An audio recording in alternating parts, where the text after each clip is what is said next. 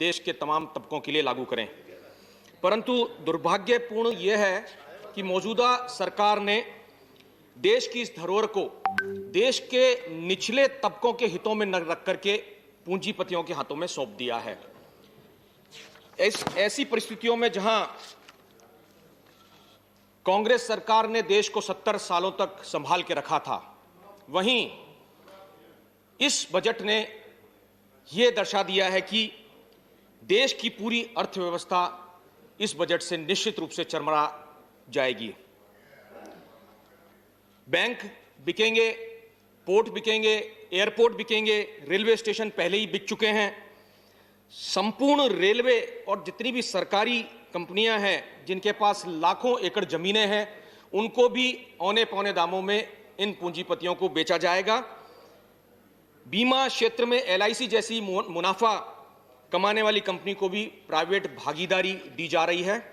ऐसे में जब पूरे देश में पूंजीपति प्रधानी होगी और देश का आर्थिक गतिविधि का क्षेत्र जो है वो निजी हाथों में चला जाएगा, तो निश्चित रूप से आरक्षण को भी समय के साथ में खत्म करने की कोशिश ये लोग करेंगे, चूंकि निजी क्षेत्र में आरक्षण का कोई भी प्रावधान नहीं है।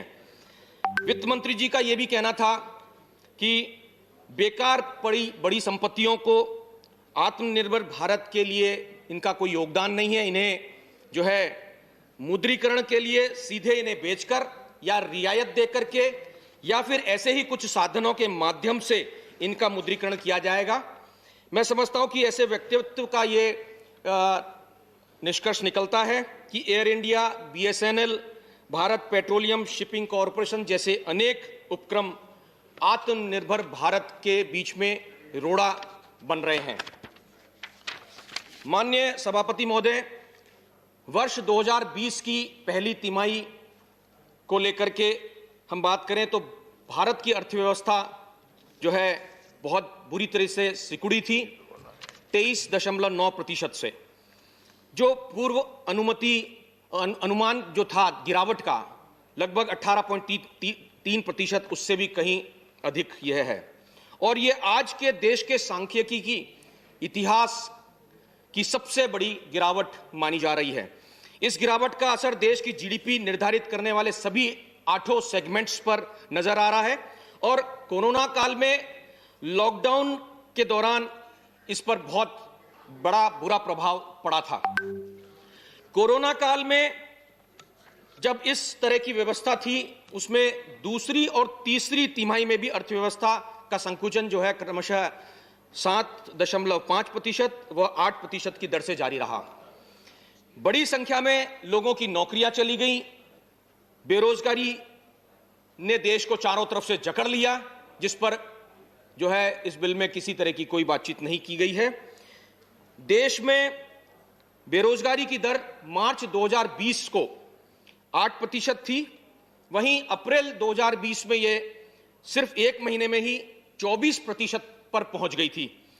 वर्ष 2020 के सितंबर से दिसंबर माह के मध्य में यह 9 ट्रिलियन लोगों ने अपनी नौकरियां खो दी। ऐसे में 2021 का बजट, जिसे कहा जाता था कि 100 वर्षों में ऐसा बेहतरीन बजट कभी नहीं देखा जाएगा, ऐसे में देश के हालात बदलने वाला, समृद्धि वाला न होकर के ये बजट जो है देश की जनता के सपनों को तोड़ने वाला बजट साबित होगा।